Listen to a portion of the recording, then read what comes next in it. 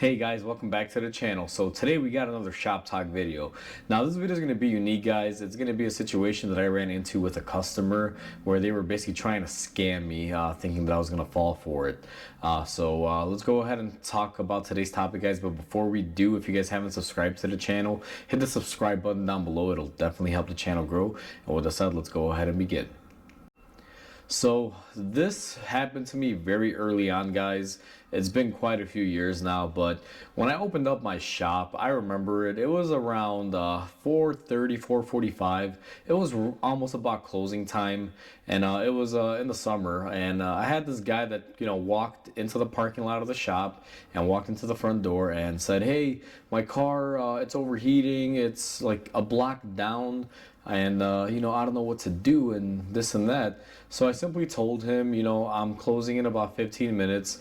I told him to go back up there, give the car a little bit of time to cool down, gave him my number, and I told him just give me a call, and I'll wait for you and just bring it here and I can look at it tomorrow. He's like, "Oh, no, you gotta come with me, I'm not sure, this and that." Now, against my better judgment, guys, just because I was new to business ownership, I figured let's go above and beyond with super great customer service, which to be honest with you was kind of a mistake because this guy just wound up wasting my time. So what wound up being a block away was actually 4 blocks away. So here I am, closed on the shop, and I'm walking 4 blocks down on my on feet, and it was 4 blocks, whatever, it is what it is when he told me a block. And I go there and I look at the car runs, the car's fine, it's leaking some coolant, but it wasn't even overheating.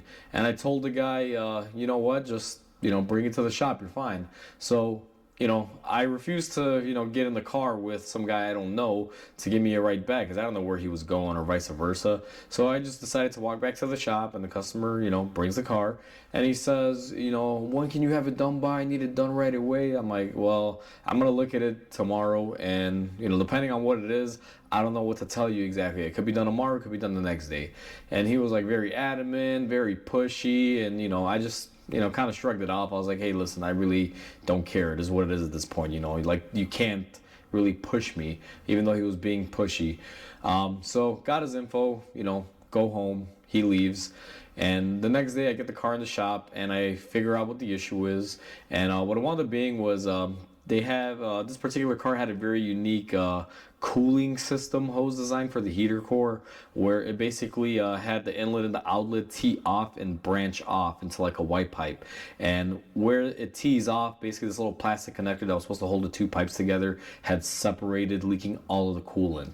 Unfortunately, this pipe was only available at the dealer, so I called the guy up and I'm like, "Hey, listen, the part is only available at the dealer. No one else has it. I could get it for later on today. It probably won't be here till like 2, 3 o'clock in the afternoon when they deliver it. And it's not going to give me enough time to fix the car today, but I'll have it ready for you the next day." And then he's like, "Oh no, I need it today, this and that." I'm like, "I can't do it.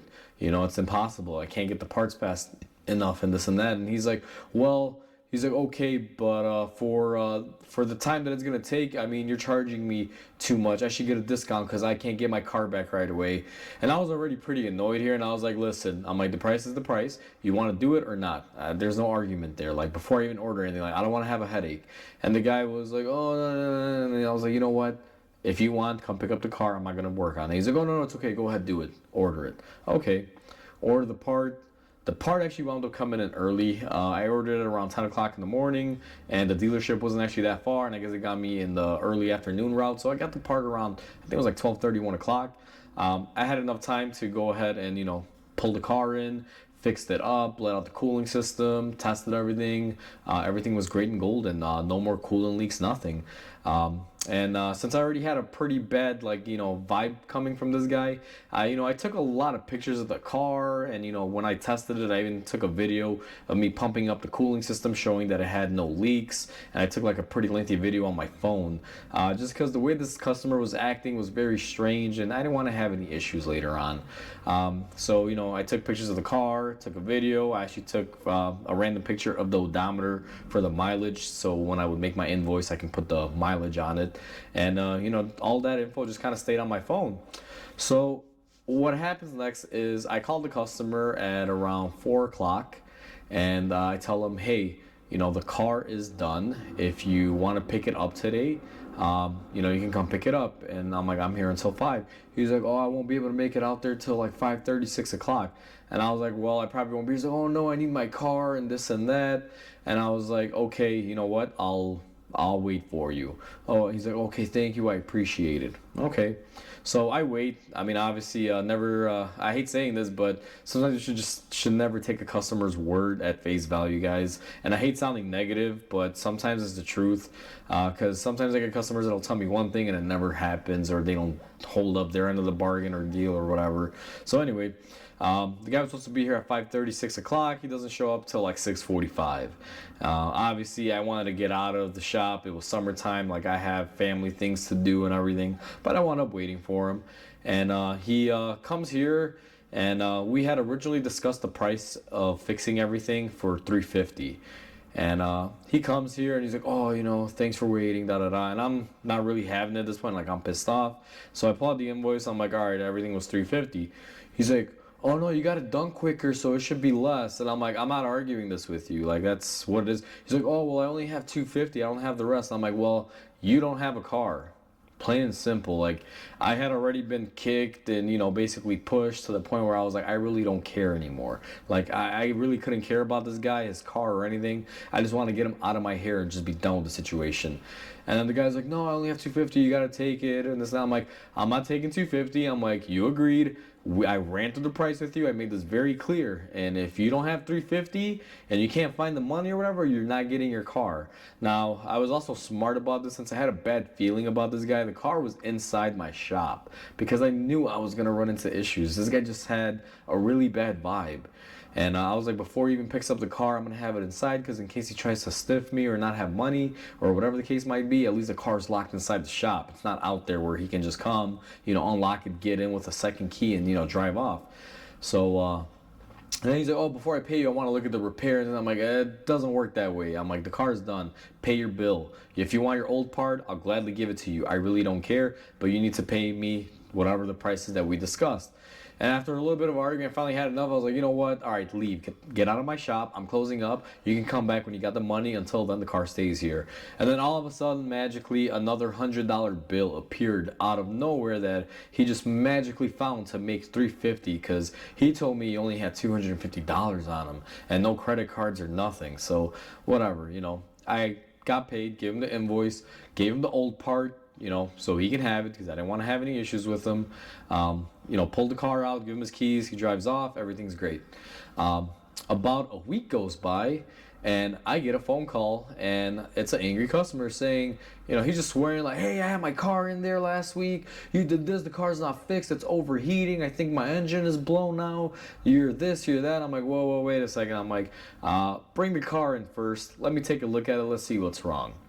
Now, keep in mind, guys, if you fix the car and it still had an issue and the customer picks it up, now I know this can happen where you get busy and you don't call the shop right away, but if you pay the shop to fix your car and you still have an issue afterwards, like literally the same day, you should be calling that shop, at least leaving them a message or calling them the next day and be like, hey, my car was in there and it's not right. Don't wait a week or 2 weeks or whatever the case is to take it back in, because by then you will have done damage or done something contrary to what we're able to fix. But anyway, back to the story. So he's ranting and yelling and screaming. I'm like, bring the car in. He brings the car in, I believe the next week, which was like 4 or 5 days later, and he drops it off. And even when he was here, he was screaming, this and that and this. And I was like, you know what?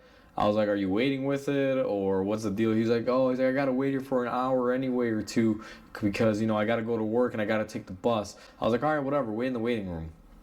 So I get the car inside since he was waiting because I figured if I could figure it out real quick, it's a lot easier to show him what the issue is while he's here instead of having a phone call with him, just because of how difficult, this guy was. So I get the car in. I hook up my pressure tester to test the coolant because he's claiming the car's overheating, and I pumping away and I can't build any pressure at all, guys. Like, there's no coolant and we have a massive leak somewhere. And I pump more and more, and I basically start hearing it hissing towards the front end a little bit. I heard like a little tss. but I couldn't build up any pressure to actually see anything leaking. And then I start up the car and I rev it up a little bit, and then I can see some water dripping. I'm like, okay, good.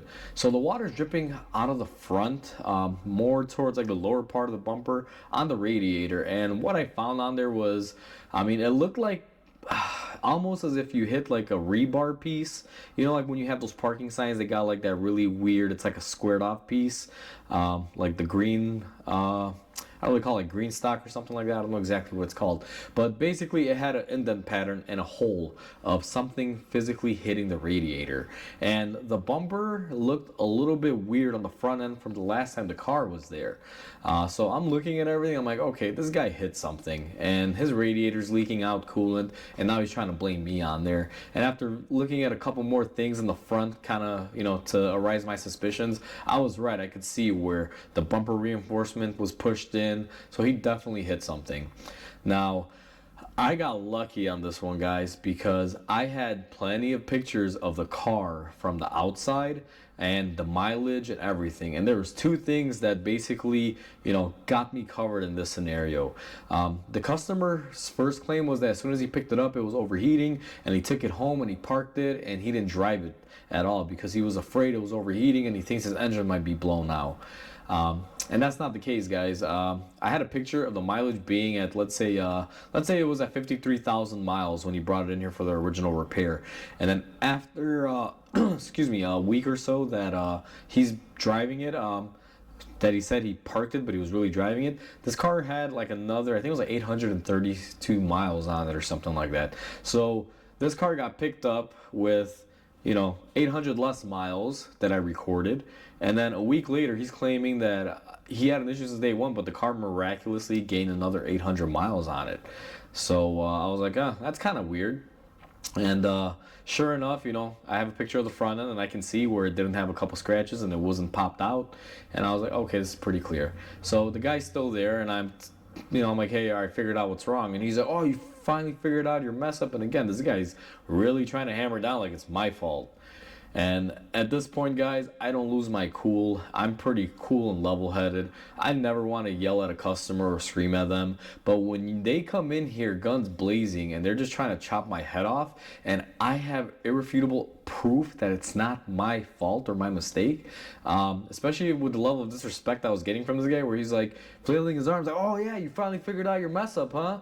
And stuff like that. And he didn't even say it quite that nicely. He was being a little bit more erratic than that. I just got to tone it down because, you know, I'm making a video. But I was like, all right, buddy, listen up. Your car was in here, I'm like, a week ago. Here is the mileage. This is a picture off my phone. You had, you know, this amount of mileage, and this week we have another 800 miles on top of this. So how did your car overheat and you just went home and parked it? I'm like, do you live 800 miles away or 400 miles away each way or something?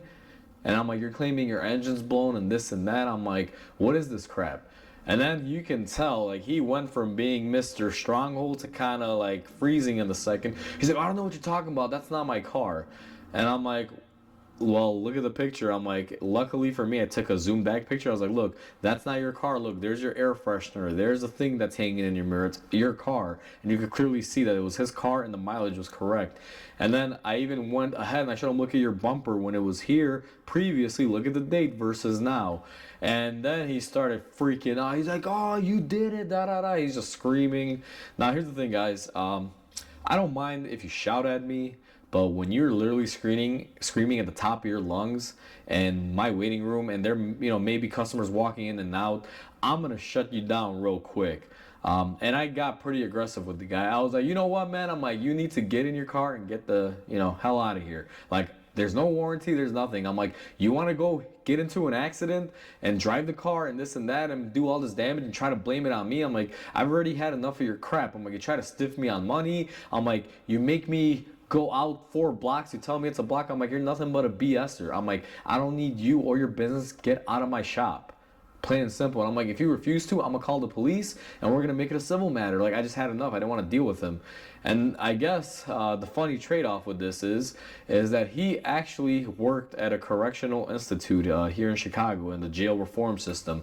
So the second that I mentioned I'm calling the cops, which I was literally about to call them, I had enough. I just wanted this guy trespassed off my property for his BS. And if he wanted to sue me or do whatever he wanted to do, I really didn't care. I had all of my proof. I mean, it wouldn't even make it a court. I have all my evidence and everything. And I even had taken pictures of the car again exactly the same way before he took it out of my shop the second time. So I had the before and after pictures. You know, I was covered. So as soon as I mentioned cops to him, he just freaked out. He's like, you know what, man? He said some unflattering things to me and got in his car and he left. And that was the end of that. I never heard from him again. And it's a really bad situation, guys. And this is the thing that want to express in this story. As a shop, there's a lot of stuff that happens. Some of it could be contributed to the shop, but not all of it is always the shop's fault. Like in this scenario, this guy, I mean, for lack of better words, he was just a cheap scumbag, to say the least. And I don't like saying that about anyone, but this guy thought he was going to be able to, get one over me. I mean, the radiator in this car to replace it, guys, was over $1,500 because the whole front end of the car would have to be torn apart to be able to get to it. And I'm guessing, my theory is he went out and he probably hit something or someone. I'm not exactly sure. But basically, after he picked up the car sometime in that week and a half or whatever, he hit something. Coolant drained out of the system. Maybe he overheated the car, although the car was running pretty good. But not even that. On top of that, he drove the car here. If your car was overheating and you're claiming your engine is blown, like, why would you drive the car to me? Shouldn't it be towed to me? Like, it made no sense. But like I said, in this scenario, he paid for a repair. I took care of it, and just so happened, luck would be that he got into an accident and affected the same system again, and just tried pinning it on me, thinking that I was gonna be dumb enough to fix it or fall for it. And it just goes to show, guys, that being a shop, you take on a lot of crap. You just got to make sure, you stand your ground. Like, if it's something that was done in my shop, I am 100% always going to take responsibility. And, stuff has happened before where I do take responsibility for things. I'm never going to brush it off and say, oh, no, I don't care. Like, you can't do that in the business. But when a customer makes a bold-faced lie statement and they're just trying to get their way because, they don't want to pay for a repair or admit to something that they did, it's just unfair. Like, in this scenario, as soon as I told him I'm calling the cops, the reason why I think he didn't want to call the cops, because if I had really done that and called the police, I'm pretty sure I could have been able to find a police report of an accident on this car. And, to be honest with you, I have a buddy that's a cop. And, I don't want to go that far and, ask him to do favors like that for me. But, I was at a point where I was almost willing to call my buddy and give him the license plate number and be like, hey, can you tell me if this thing has an accident or not? Because, I wanted to really, like, smite this guy because I was just so pissed. Because I don't like taking on crap that I don't deserve. But, I just decided to let it go. Like I said, as soon as I decided to tell him I'm going to call the cops, he just left and there was nothing. No recourse. I never got a phone call from him or anyone regarding him or the situation. I never got like a review or anything stating anything. I mean, the guy was just trying to get a freebie. That's all essentially what it was in this scenario. So, I just wanted to share the story with you guys and show you probably like the worst customer that I've had. And lately, I'll be honest with you, this is maybe one of two occasions where I've had situations, but typically my customers are pretty good, guys, and I'm very appreciative of them, just as much as I'm appreciative of everyone here on YouTube, all of my subscribers and everyone that watches these videos. So I want to thank you guys for all that and everything. But I just want to share this so you guys might find it interesting, stuff I have to deal with here and there sometimes. So with that said, guys, hopefully you guys enjoyed. Please comment, like, and subscribe because it definitely helps the channel grow. And with that said, I hope you guys have a wonderful day, and I'll catch you guys on the next video.